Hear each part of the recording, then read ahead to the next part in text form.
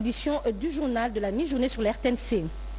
Direction Addis Abeba en Éthiopie où s'est tenu le 38e sommet annuel de l'Union africaine. La chef du gouvernement, Judith Suminwa, a mis en lumière les atrocités de l'agression rwandaise et a exigé des sanctions contre Kigali. Chimedondo, Pompowumba, Djokuku, reportage. La sécurité de la RDC doit demeurer une priorité pour l'Union africaine et ses membres, a déclaré la première ministre de la RDC, Judith Suminwa Tuluka, lors du Conseil de paix et de sécurité de l'Union africaine. La chef du gouvernement congolais a condamné le laxisme de l'Union africaine face à l'agression de son pays par le régime rwandais qui est à l'origine de crimes. Le plus grave est le déplacement de population. Pour une fois, il va falloir ne pas garder une position de neutralité, mais effectivement affirmer que la RDC est agressée par le Rwanda. Donc nous avons eu des échanges à ce niveau-là et je pense qu'un certain nombre de pays autour de nous ont pu affirmer, pour une fois en tout cas, le nom du Rwanda en dehors de la RDC a été indiqué dans la salle comme étant l'agresseur en ayant des troupes sur le territoire congolais. Et donc dans les résumés en fait du rapport, c'était que appel au cessez-le-feu immédiat, appel au processus de Luanda, la continuité du processus de Luanda avec pour la partie congolaise la neutralisation des FDLR, mais pour la partie rwandaise, le retrait des troupes rwandaises sur le territoire congolais. On a aussi de nouveau indiqué la nécessité de la réouverture de l'aéroport de Goma, la sécurisation de Goma. Évidemment, il faudra bien tenir compte des derniers développements sur le Sud Kivu.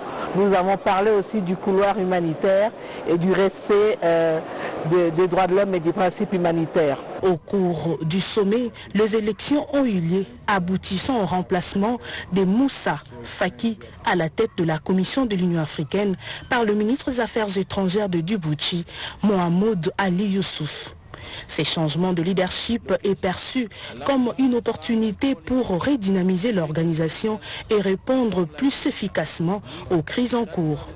Au terme de travaux, la première ministre Judith Suminwa Tuluka a évoqué l'urgence d'un cessez-le-feu immédiat et la nécessité de poursuivre le processus de paix de Luanda. Elle a boycotté la traditionnelle photo de famille, lançant ainsi un signal fort au monde entier. Merci. En réponse à l'appel de solidarité nationale lancé par le chef de l'État, les militaires invalides du CONSETA et leurs familles ont reçu une visite de réconfort et de soutien du général-major Camille Bombele, responsable du service d'éducation patriotique et action sociale des FARDC. Images et commentaires.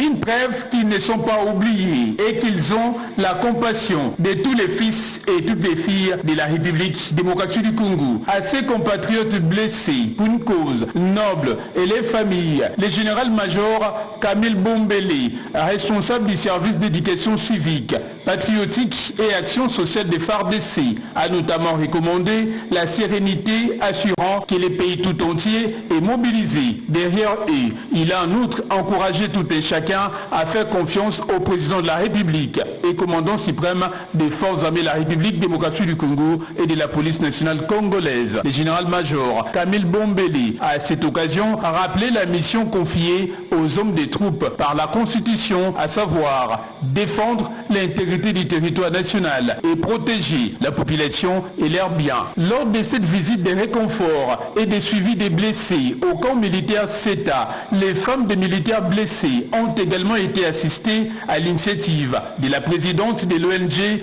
Congo Présence Service, Guylaine Ntole Kabena, et de la fondation Etienne Tshisekedi. Il est par ailleurs prévu dans les tout prochains jours la réhabilitation des blocs de logement et l'installation des toilettes publiques au sein de ces camps militaires CETA.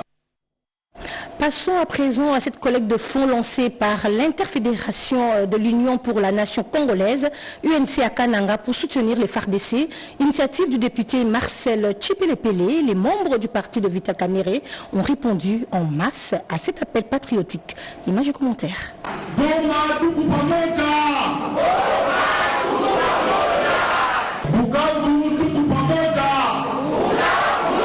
Ils ont répondu positivement à l'appel patriotique lancé par le président de la République Félix-Antoine Tshisekedi.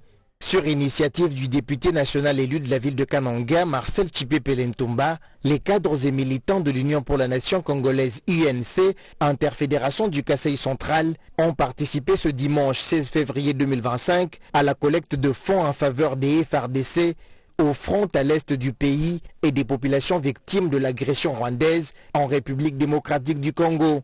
L'activité du parti cher au président Vital Kamerhe a eu lieu à Kananga dans la salle des réunions de la Fédération des entreprises du Congo, FEC Kasaï central, avec l'adhésion de plusieurs personnalités, dont des chefs coutumiers. Prêchant par l'exemple, Marcel Tshipepele a motivé les siens à poser un acte de solidarité, chacun selon ses possibilités.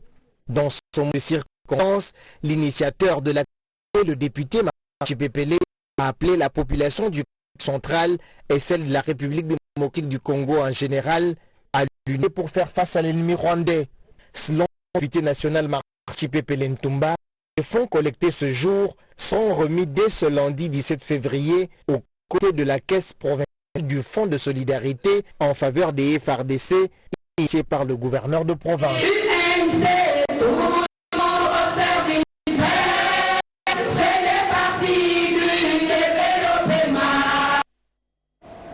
Les enfants et femmes des militaires regroupés au sein de l'ASBEL CRI des femmes militaires, des familles militaires, soutiennent le chef de l'État. Les FARDC et les Wazalendo, son président national Glodin Ngonga dit non à la trahison et à la violence. Yvette Makontima a signé ce reportage. Elles sont directement concernées par la situation sécuritaire dans la partie est de la République démocratique du Congo et font preuve de résilience pour faire échec au plan de l'ennemi rwandais. Les femmes et enfants des militaires libèrent leurs paroles et apportent leur soutien au commandant suprême des forces armées de la République démocratique du Congo, Félix-Antoine Tshisekedi Tshilombo, et aux leurs qui s'emploient à défendre la patrie avec les Wazalendo. Motivée par l'association sans but lucratif CRI des familles militaires, cette composante de la cellule des bases de notre existence s'est plus qu'engagée dans l'effort commun. Le président Glodin Ngonga a montré la voie à suivre, lui, enfant d'un militaire. Si aujourd'hui on était venu, c'était avec un seul but, faire comprendre aux gens que nous, nos parents, donnent leur vie pour ce pays. Ce n'est pas le moment de trahir ce pays. Le chef de l'État a dit tout haut, c'était qui les ennemis de ce pays? La République. Excellence, monsieur le Président. Ça, c'est un message que les familles de militaires vous lancent aujourd'hui. Vous avez démontré votre détermination à mettre fin à cette guerre causée par nos propres richesses. Nous sommes prêts à vous soutenir, toutes les familles de militaires, parce que c'est nous qui restons ici en fait là. C'est nous qui restons veuves ici. Ne vous laissez pas intimider. Nous sommes prêts à vous soutenir, chef. De son côté, la coordonnatrice de cette ASBEL, Virginie Ngonga, a appelé les différentes familles militaires à adopter une attitude responsable, évitant tout recours à la violence. Nous allons soutenir nos parents face à cette crise, a insisté en dernier le numéro 1 des cris des femmes et enfants des militaires, Glodin Ngonga. Et les premières sessions gratuites de formation professionnelle ont été lancées à Kinshasa dans l'amphithéâtre du ministère des Affaires étrangères. Le vice-premier ministre, ministre de l'Intérieur, Jacques Méchabani, a présidé cette cérémonie représentant la première ministre Judith Souminois. Un reportage signé Bobo Anani Mokonzi. Dans un monde de select, apprendre par compétence reste un atout majeur pour s'effrayer une place, d'où la révolution intellectuelle s'impose. Soucié d'adapter sa population à la vitesse de la révolution industrielle, le gouvernement congolais met en place un cadre gratuit d'apprentissage dans différentes filières destinées aux cadres, étudiants et jeunes apprenants, toutes tendances confondues. Ces derniers vont bénéficier de formations gratuites pour développer leurs compétences et connaissances. Objectif, c'est perfectionner dans les domaines spécifiques pour une orientation professionnelle. Pour cette première édition ouverte par le vice-premier ministre au ministre de l'Intérieur et Sécurité, Maître Jacques Méchabani, au nom de la première ministre, près de 5000 candidats identifiés dans toutes les couches de la population venus des différentes provinces auront accès à cette formation. Ces challenges, initiés par le gouvernement central par les le ministère de la formation professionnelle vise aussi à créer un acte de la jeunesse pour une formation de qualité adaptée aux besoins du marché congolais en vue de relever les défis de son employabilité. La construction d'une société fondée sur les compétences et la professionnalisation des métiers permet à coup sûr la construction d'une société équilibrée. Je salue et remercie les partenaires et tous ceux dont le soutien a rendu possible cette action en levant cet obstacle en vue de permettre à la jeunesse de notre pays d'accéder ainsi gratuitement à une formation de qualité et de se construire un avenir meilleur.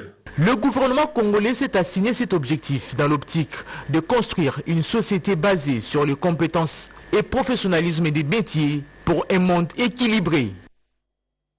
Dans le nord Ubangui, un groupe d'investisseurs anglais et français accompagné du gouverneur de la province Malo Mobutu a récemment exploré les opportunités économiques de cette province. Cette mission de prospection vise à mettre en lumière des potentialités de développement et d'investissement dans cette région. Images et commentaires. Aussitôt arrivés, ces investisseurs ont pris la direction de Moba-Mbongo pour visiter les installations de la centrale hydroélectrique de Moba-Mbongo qui est aux arrêts depuis quelques mois. Intéressés par les activités agroalimentaires comme domaine d'investissement, ils ont visité l'ex-ferme de Nganza située à plus ou moins 7 km du centre-ville de Badelité, l'une des entités du centre de développement agro-industriel CDAI en abrégé. Après cette étape, le visiteur du gouverneur de province Mobutu Nzimba Malo se sont rendus dans les installations de la société des boissons de Lubangui, SBI, une usine qui jadis produisait des boissons sucrées Coca-Cola et Fanta dans la ville de Badoliti. À la fin de cette visite, le gouverneur de province et les chefs de la délégation se sont exprimés en ces termes. Nous ne souhaitons pas aller à grande vitesse pour que par la suite nous ayons approximativement les mêmes problèmes. Donc je demande à la population d'être patiente et qu'elle s'assure qu'en tant que gouverneur de province, je fais tout mon possible et tout ce qui est nécessaire pour que la centrale puisse revenir à pleine puissance. Bon, premièrement, je souhaite féliciter son Excellence ainsi que le directeur technique. Au vu des explications qu'ils nous ont données, je trouve que ça a été un travail qui a été quand même assez titanesque. Nous sommes ici aujourd'hui pour voir, comme le disait son Excellence, les opportunités. Et vous savez, les choses ne peuvent pas se régler en un clin d'œil. Même en Europe, vous avez des inondations et des fois ça prend des 6 mois, 1 an, le temps de tout réparer.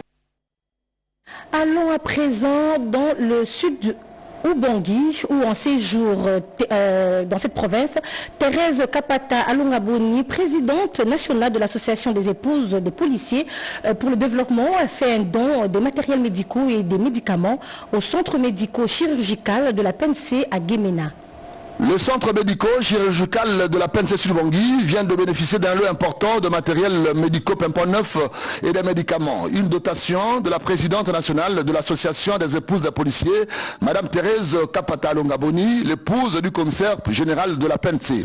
La remise symbolique a eu lieu ce jeudi 13 février au cours d'une importante cérémonie organisée à l'état-major de la PNC Sud-Ubangui par le commissaire provincial de la police, le commissaire divisionnaire Kanod Kamana Wimana. Cérémonie à laquelle les épouses des policiers ont assisté nombreuses. Prenant la parole à cette occasion, la présidente de l'AEPD, qui poursuit son séjour à Guémena, a dit que cela est la matérialisation de la promesse qu'elle avait faite lors de sa première visite à Guémena, lorsqu'elle était venue installer cette association. Par cet acte, elle veut améliorer les conditions d'accès aux soins de santé des policiers et de leurs familles. Il s'en a suivi la remise symbolique proprement dite au commissaire provincial qui, à son tour, a remis au médecin-colonel responsable du centre. Madame Thérèse Kapata Alongaboni n'a pas manqué de visiter quelques malades admis dans ce centre avant de se confier enfin à la presse. J'étais ici la fois passée en visite pour l'installation de notre association des épouses des policiers. Il m'était venu à l'idée de visiter l'hôpital de la police. Quand je suis arrivée, j'étais très très triste de voir les conditions auxquelles les épouses des policiers maintenant. Alors je suis partie avec ça à cœur, je me suis battue avec le paix que je gagne par rapport à mon travail. Et j'ai aussi intéressé d'autres épouses de policiers de Kinshasa. On a essayé de cotiser, on a pu obtenir un montant et avec ce montant-là, on a pu obtenir tous ces matériels qu'on a ramenés ici à Guinée. Voilà, avec nos propres efforts, nous les épouses de police. Restons dans le sud Ubangi pour vous annoncer cette fois-ci que le Conseil provincial de la jeunesse a élu un nouveau bureau pour un mandat de 3 ans et ce dernier sera présidé par Tonto Louza Daye qui s'engage à dynamiser les initiatives de la jeunesse. L'hémicycle de l'Assemblée provinciale du Chibangui a servi ce vendredi 14 février 2025 de cadre à l'Assemblée générale élective du Conseil provincial de la jeunesse. Il était question de l'élection d'un nouveau bureau pour un mandat de 3 ans et aussi d'un comité de suivi. En effet, 123 électeurs représentant les différentes structures d'encadrement des jeunes et membres du Conseil provincial de la jeunesse sont venus de 4 territoires et de 2 villes que compte la province du Chibangui. C'était sous la supervision du ministre provincial en charge de la jeunesse, M. Félix Mondessier, en présence de beaucoup d'invités et des jeunes venus nombreux. À l'issue des élections, où le chef de la division provinciale de la jeunesse faisait partie du bureau de vote, M. Zouza Dali et Tonton est élu président avec une majorité très écrasante de 115 voix sous les 123 votants. Il sera secondé par M. Blanchard Midou et Yangué Selebina, élus respectivement premier et deuxième vice-président. Bien avant le vote, le nouveau président du CPJ, dans son discours, a promis de redorer l'image de cette structure dans la province du Chibangui.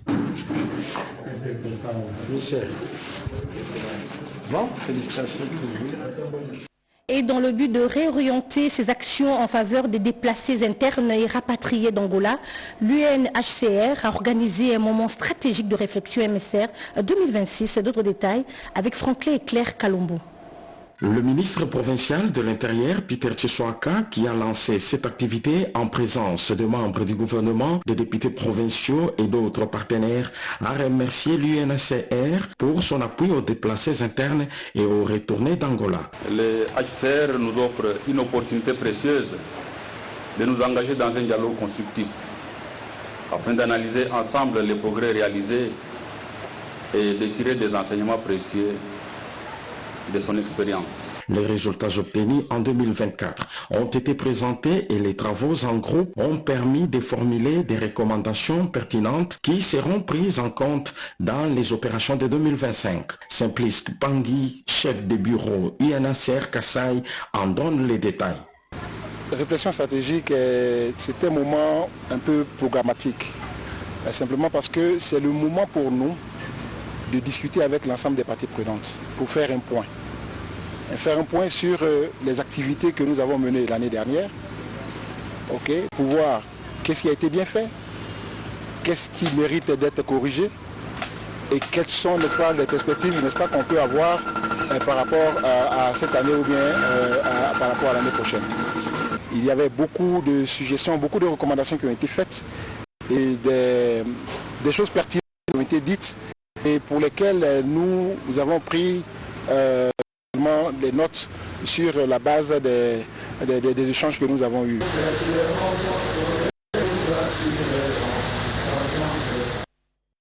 Du prochain, la patrie du Congo, organisation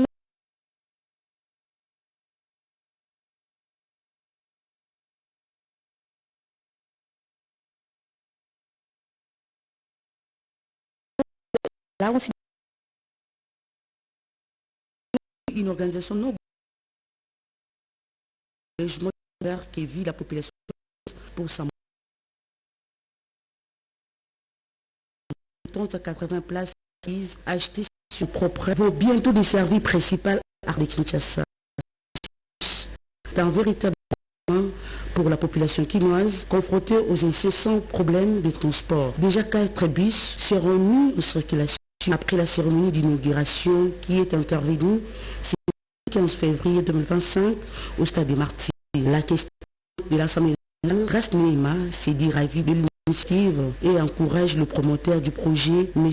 Sylvestre Daniosi Makambo. La population qui n'est pas pour dire à la population congolaise contre le transport. Et cette initiative ne peut dire si on emboîter le pas. Le représentant de l'initiateur du projet a loué la détermination de Sylvestre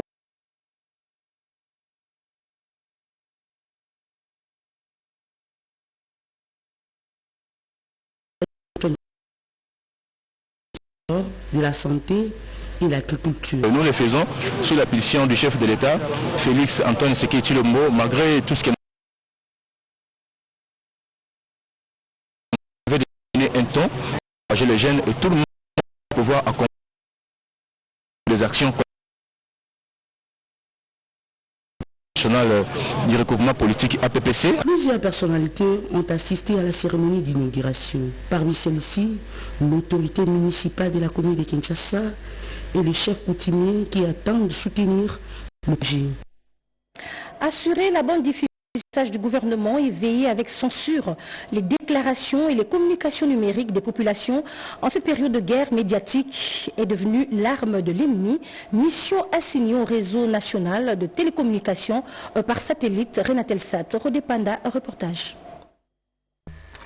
En ces temps de guerre d'agression rwandaise que traverse la RDC, médiatique devrait être suivie d'éviter tout dérapage. Cette guerre qui est médiatique, l'intelligence de plus grande distance dans le monde, les amis de la RDC s'en servent comme arme de guerre pour plonger la population et dans une psychose et la panique. Le directeur général du réseau national de télécommunications par satellite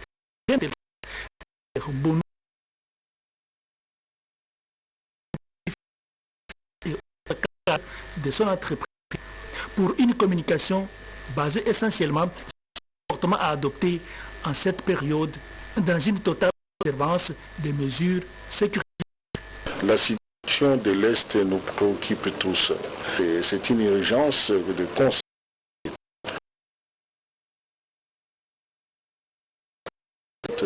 leur difficile.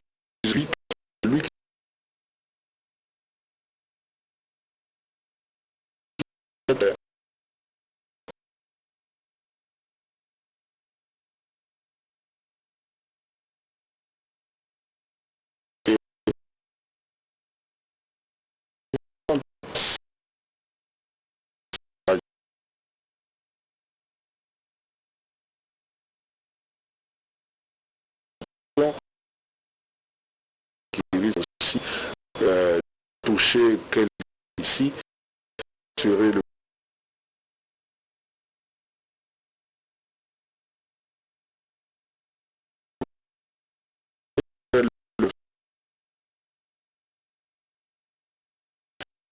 des signes visuels à travers le territoire national.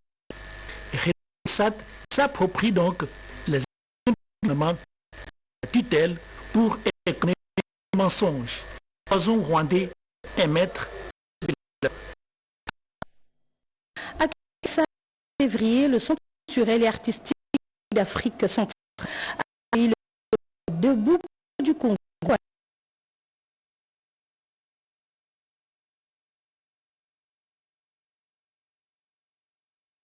Les victimes dans l'Est démocratique du Congo va se dérouler 5 jours au 20 février.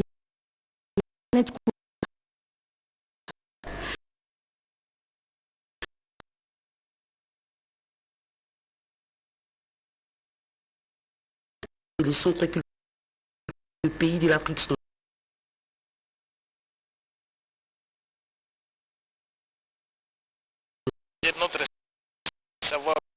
Le directeur du centre explique les raisons. Vous savez, pour gérer le pays, il faut savoir qui nous sommes. Et ça, c'est de la culture, de rappeler aux Congolais d'où ils viennent, le travail de la mémoire, le travail de la responsabilité citoyenne. Alors nous avons voulu que aujourd'hui, dans ce que nous appelons la Missa Congo, faire une collecte pour ceux qui sont dans la misère de la guerre au Kivu. C'est dans le but de renforcer la souveraineté nationale, promouvoir la résistance culturelle et citoyenne, mais aussi renforcer la solidarité et la cohésion nationale. Car la culture met en exergue le valeur des responsabilités dans un pays. L'orchestre symphonique du choral Luc Géant, Pelcanto et la Grâce sous l'égide des maestros Armad Diangenda ont animé cette soirée patriotique avec beaucoup d'émotion.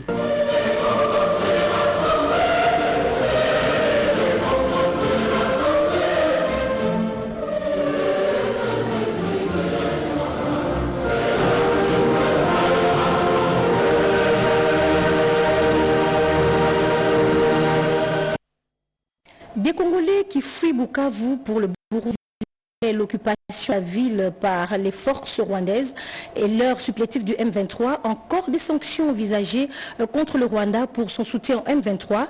Ituri, menacé par le groupe armé Codeco, ces quelques sujets constituent l'ossature de la revue de presse dans une sélection et présentation de Jean-Pierre Ndolodemazou et Girès Tofunji.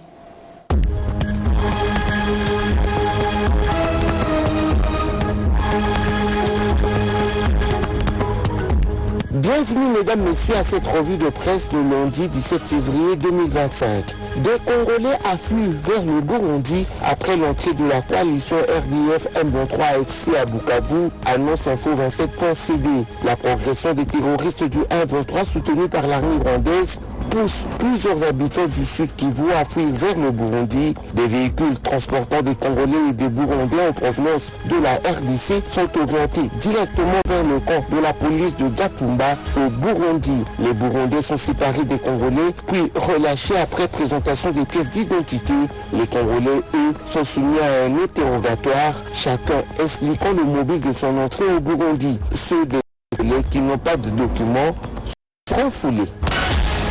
Invasion rwandaise à Bukavu, la France en disant sanctions contre le régime Kagame, titre le potentiel. Les nations éprises de paix se mobilisent pour appliquer des sanctions contre le régime de Paul Kagame, la France d'Emmanuel Macron qui envisage des possibilités d'infliger des sanctions à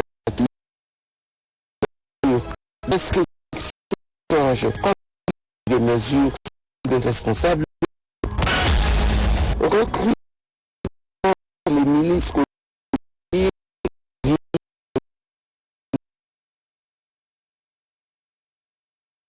parmi les groupes privilégiés les soldats lors de l'attaque. Les 4 se sont déplacés, échangés avec les assaillants et avaient malgré plus de 4 civils sans discrimination.